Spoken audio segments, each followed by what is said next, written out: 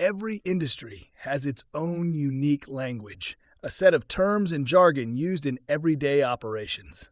The factoring industry is no different. As a new referrer or commercial finance consultant, it's important to become familiar with these foundational terms. Whether you're reviewing a broker agreement, speaking with a factor's business development officer, or simply learning the ropes, understanding these basics will help you sound informed and confident. Let's take a look at a few essential definitions you'll encounter right away. First, let's clear up two commonly confused terms: client and customer. In factoring, the client refers to the business that is selling its invoices to the factor. As a broker or referrer, this is the party you are working with and referring to the funding source. The customer, which is sometimes called the account debtor, is the business responsible for making payment on the purchased invoices.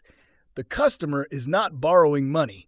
They simply owe payment to your client for goods or services rendered. Next you need to know is advance. When a factor purchases invoices from a client, they don't typically pay the full value up front.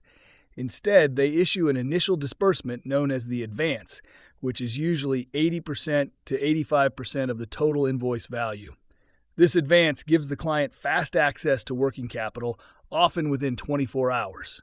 The term reserve is used for the portion of the invoice that is not advanced, typically 15 to 20%.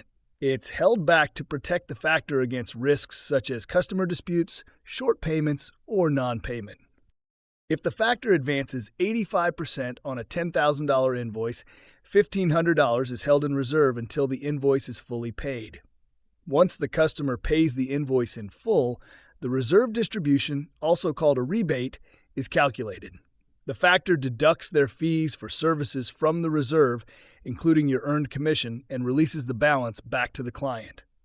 So, in our example, if the invoice is paid in full and there are no issues, the remaining $1,500 is returned to the client, minus factoring fees for services, which completes the transaction. These 5 terms, client, customer, advance, reserve, and reserve distribution, are fundamental terms related to your role in the industry. You'll see them in deal documents, hear them in conversations with funders, and use them often when explaining factoring to new prospects.